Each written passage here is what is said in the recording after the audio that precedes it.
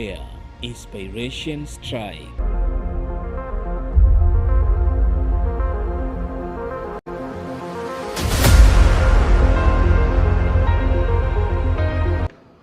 Right, good morning from whatever part of the country you are watching us from. Definitely it happens to be on a Thursday, the 10th of February 2022.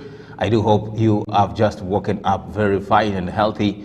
And of course, welcome so much to the amazing program. And this is the program that serves you with the best informative content on whatever is making headline, looking at whatever is happening also in the current affairs.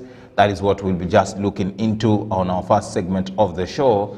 That is the newspaper review, where we do take time and analyze some of the few headlines and articles enlisted in the dailies this morning.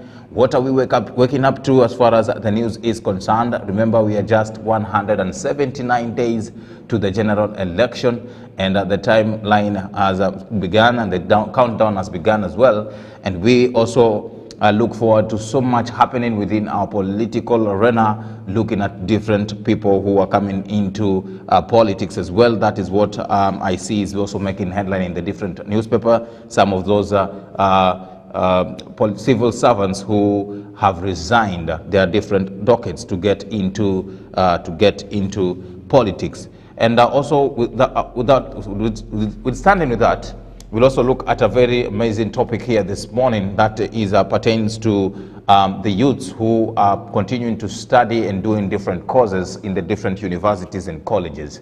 And this morning, we want to understand how do we get to balance between passing exams in colleges and in our university, as well as getting the required workplace skills.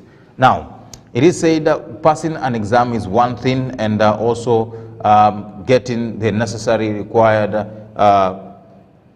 workplace skills is another. But then how do you get to find out the two? And this also has been said in looking into how most are focused much in passing their exams in colleges and universities, but fail to attain the necessary required workplace skills. How do we get to do that? Is what is our topic of discussion, and today we'll be reveling deeper into the reality of passing exams and workplace skills.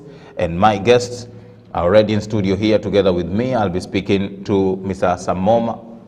Samomo Lamek, who is the Academic and External Affairs Secretary in the Technical University of Mombasa. He'll be joining me in studio here to shed more light concerning that as well as Nicholas Nzioko, who is the current president at the Technical University of Mombasa.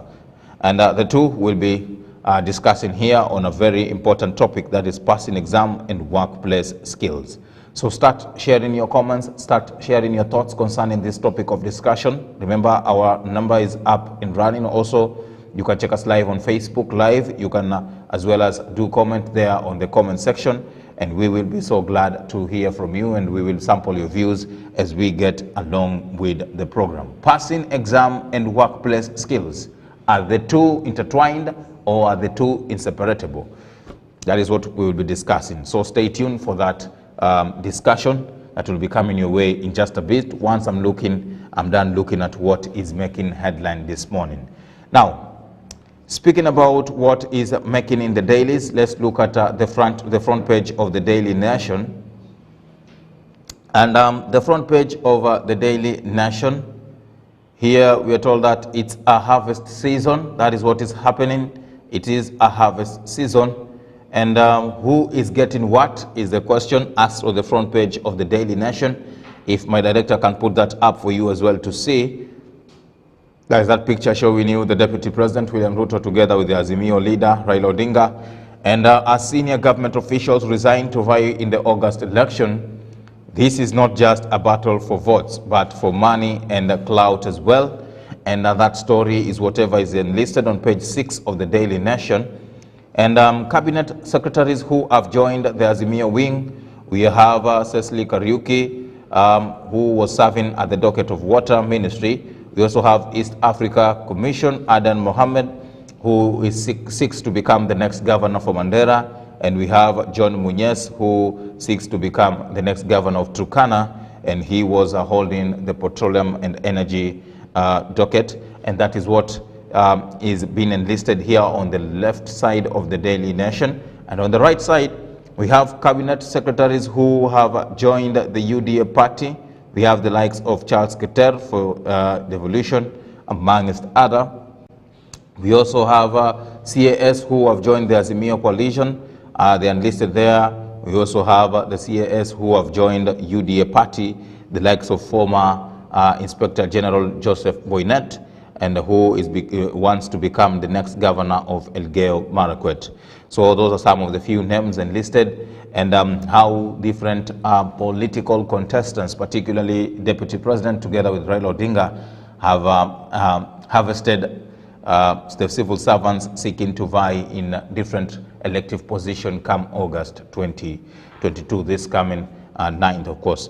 Now, that is what is making headline. Remember, this is quite a developing story in the country, and we will be keeping tabs with it and make sure that we do update you on the same. But as well, we are told that below there are political parties to meet billions of shillings from candidates, and that is what is enlisted here on the below page 1 of the Daily Nation. And the business of politics is also entering harvest season as political parties stand their sights on nomination fees that cumulatively run into billions of shillings.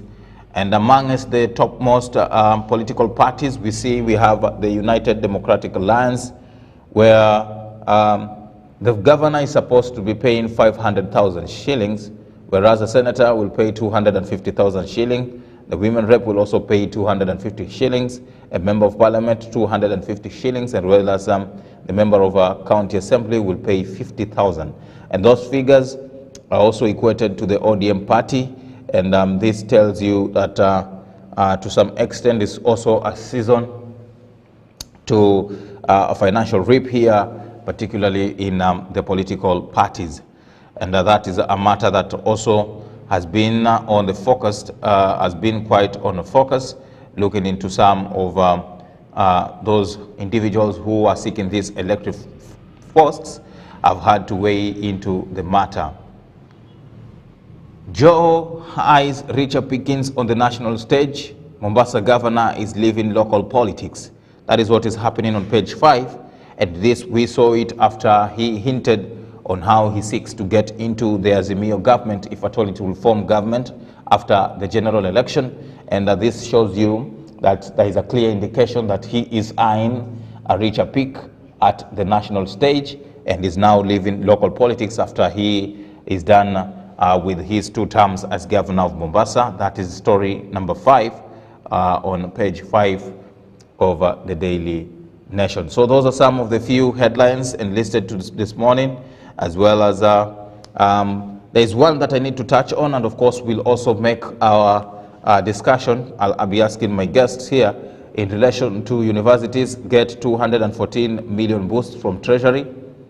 And this is a story that talks about how the National Treasury has responded to the cash crunch in the higher institutions, and it has now put into, from the supplementary budget of 105.2 million shillings to the recurrent spending of the universities in the country. And of course that is on the back page of the Daily Nation. So ladies and gentlemen, those are some of the few stories enlisted on the Daily Nation. You can grab your copy, read whatever is enlisted there to get updated.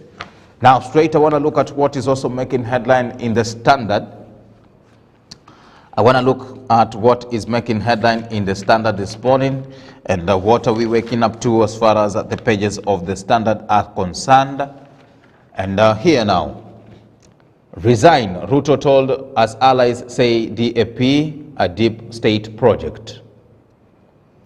And this is looks at the campaign trail of the different political parties as we gear up for the general election as well. And it's quite a war of words. That is what is explained here on the front page of the Standard. And the Kenya Kwanza Alliance claims new party was created to split Western region and dismiss party leaders Eugene Wamalwa and Wafula Wamunyinyi as stooges of ODM and Raila. But Azimio leaders also have told off Deputy President and challenged him to quit for disrespecting the president. So that is what is happening on page 6 and 8. And there's a picture there on page 1 of the Standard showing you Deputy President William Ruto, who is the ANC party leader, together with Deputy President and Musalia Mudavadi at Kenyatta Stadium in Kitale town. And also on the right side there, we have Governor Hassan Joho from Mombasa addressing Siaya residents during an Azimio na Umoja rally in Ugunja. So that is what is playing out on the politics of the day, page 6 and 7 and 8. Now, why Kalonzo and Mudavadi numbers matter is also another matter on page 4. And following the release of the IEBC voter numbers, Wiper and ANC emerge as the possible kingmakers who could determine the Kenyan's 5th president after the polls.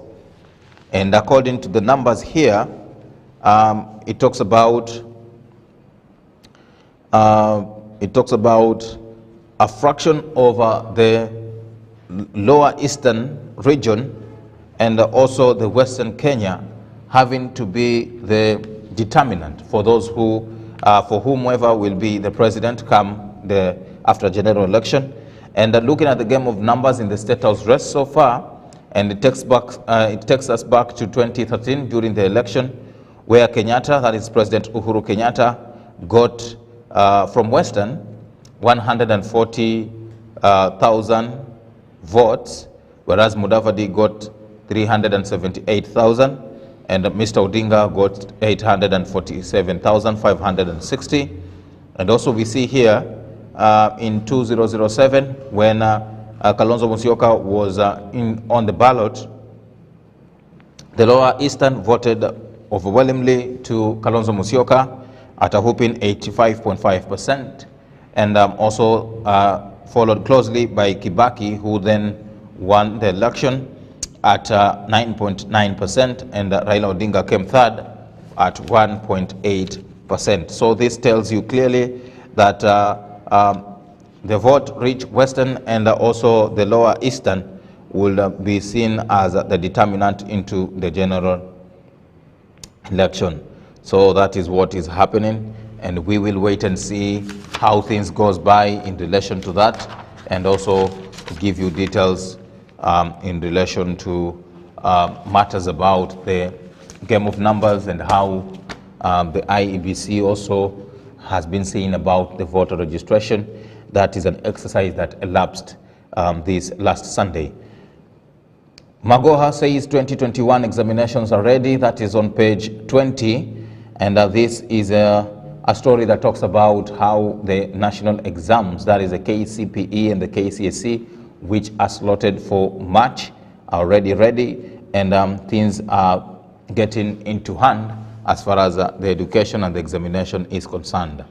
And also, every Thursday there is that pull out on matters about real estate. You can grab your copy if you're much interested, also knowing all the details from the real estate industry. You can read to understand and keep yourself updated. Remember, ours is to just touch a little bit concerning these few matters, and it's up to you now to grab your copies and read more of whatever is enlisted there. Now, straight into the Star newspaper. The Star newspaper, this is another newspaper in the country, and I want to quickly look at it here on the front page, and that is what is on your screen, I believe, and how IEBC will spend 41 billion poll budget. And this is being said to be a costly democracy and ready for election, says budget deficits won't hamper preparations. That is what IEBC chair has been speaking about, and how different departments within the IEBC will share the 41 billion budget is explained on page 4 and 5. You can read more of that to get updated. And DP Ruto leads Kenya Kwanza campaigns in Trans Nzoia County, and that is what is happening. And there's a picture there showing you the different leaders. I can see we have Ndindi Njoro there, the Kiharu Member of Parliament. We have Kandara Member of Parliament, Alice Wahome. We also have ANC Party Leader, Musalia Mudavadi. At the center, we have Deputy President William Ruto. And we also have Wafula Wamunyinyi, amongst others, who were holding hands there together with Rigathi Gachagua in relation to show solidarity and their togetherness into their campaigns.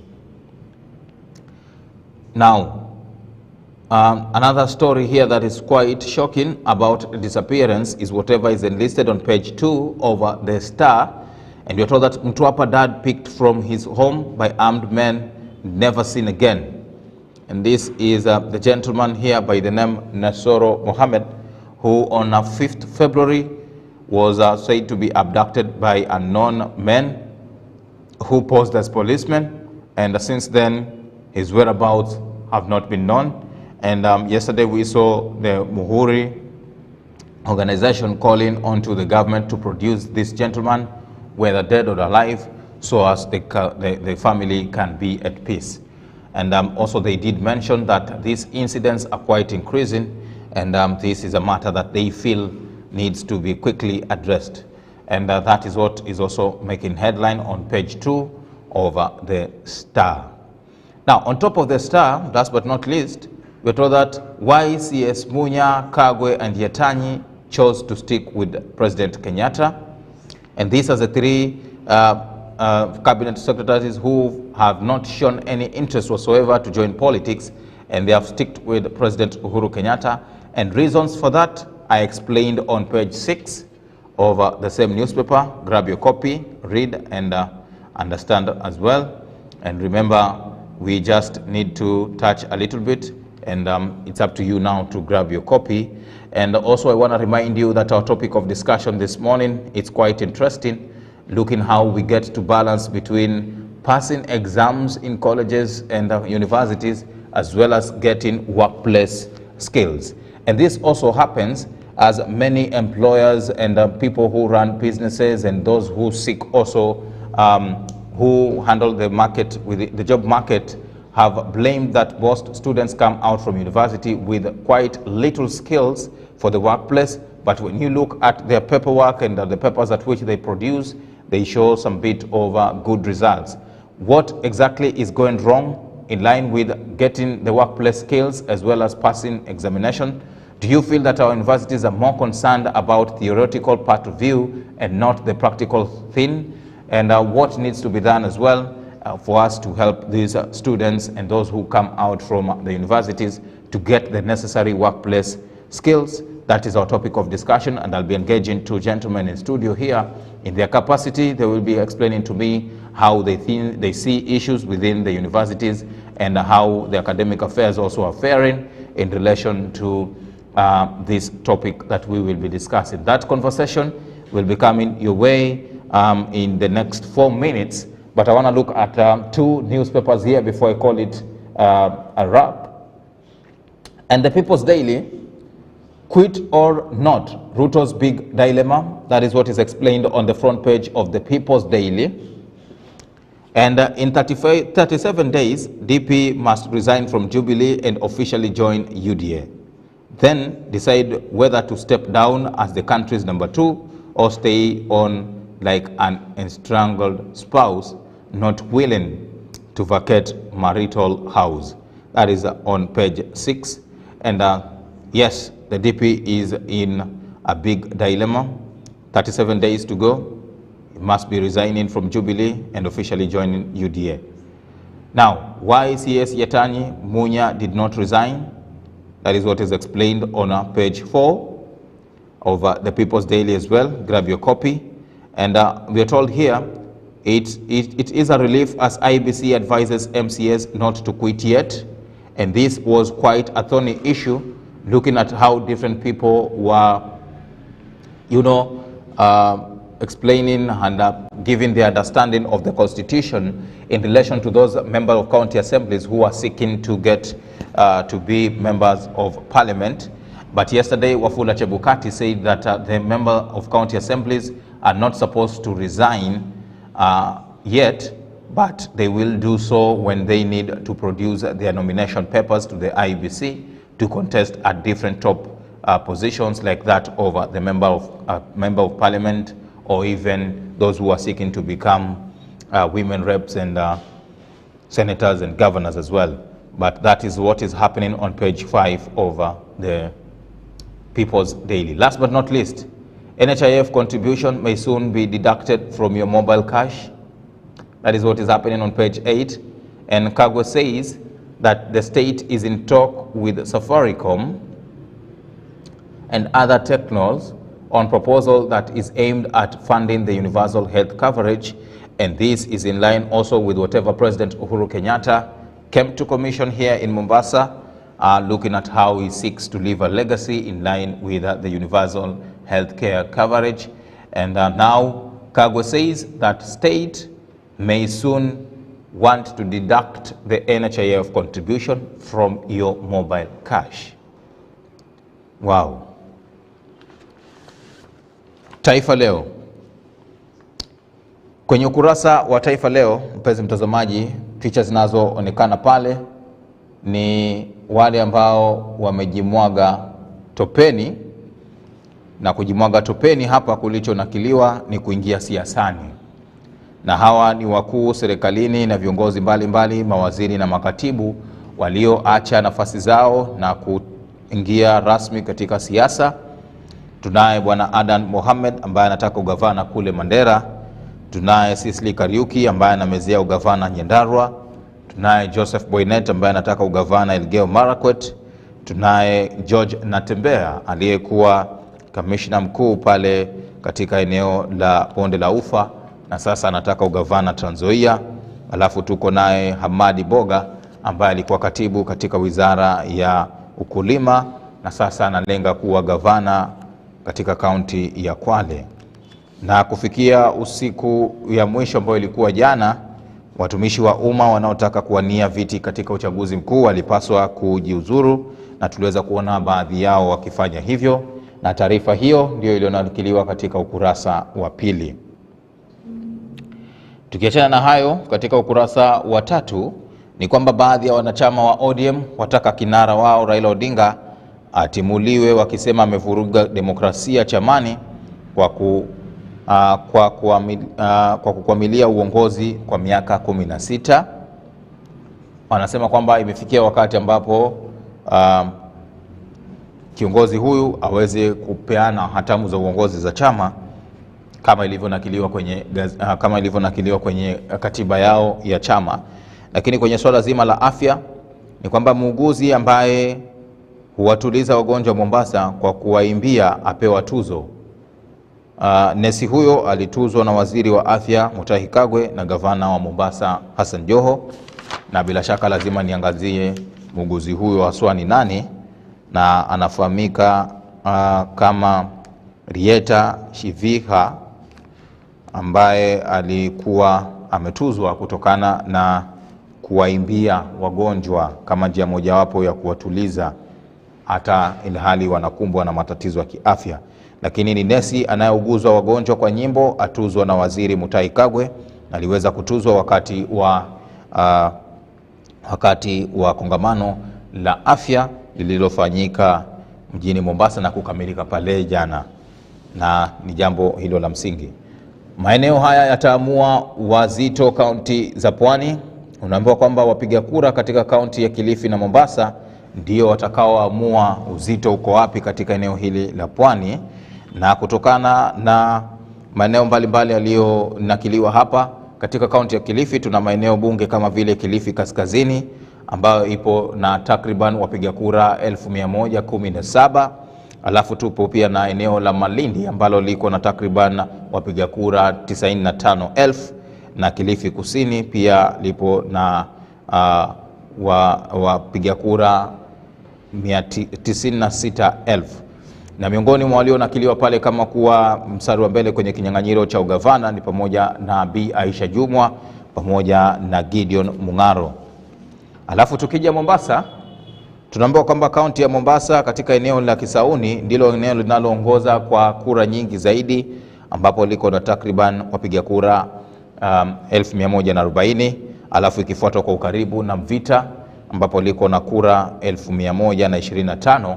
Alafu mwisho kabisa tuko na eneo bunge la Nyali ambapo liko na takriban wapiga kura 2017. Sijui kwa nini hawajataja Changamwe. Jitwalie nakala yako uamue kujisomea kiundani. Mimi sina la ziada mpenzi mtazamaji. Kumbuka hizo ndizo baadhi ya zile taarifa ambazo zimenakiliwa hapa kwenye uchambuzi wa magazeti, na nimekwisha tamatisha awamu hiyo ya kwanza, na nachukua mapumziko mafupi sasa. Nitakapokuwa narejea itakuwa naingia rasmi kwenye sehemu ya pili ya mjadala wetu siku ya leo, ambapo utakuwa katika lugha ya Kimombo na mada nitakuwa na wajulisheni muda usio mrefu, lakini kwa kimapana tu na kwa kifupi ni kujuze kwamba tutakuwa tunazungumzia swala zima la kuwepo katika kubaini kupita mitihani kwenye vyuo vyetu vikuu, pamoja na kuwa na zile wanaita skills ama yale matakwa ya kufanya kazi, haswa katika upande huu wa kutafuta kazi. Kwa hivyo mada hiyo nitakuwa nazungumza na viongozi wa wanafunzi wawili, watakuwa wananieleza pia mtazamo wao kuhusiana na mambo kadha wa kadha yanayofanyika katika vyuo vyetu vikuu. Lakini kwa sasa mpenzi mtazamaji, nachukua mapumziko mafupi, nitakuwa narudi muda usio mrefu. Usiende mbali.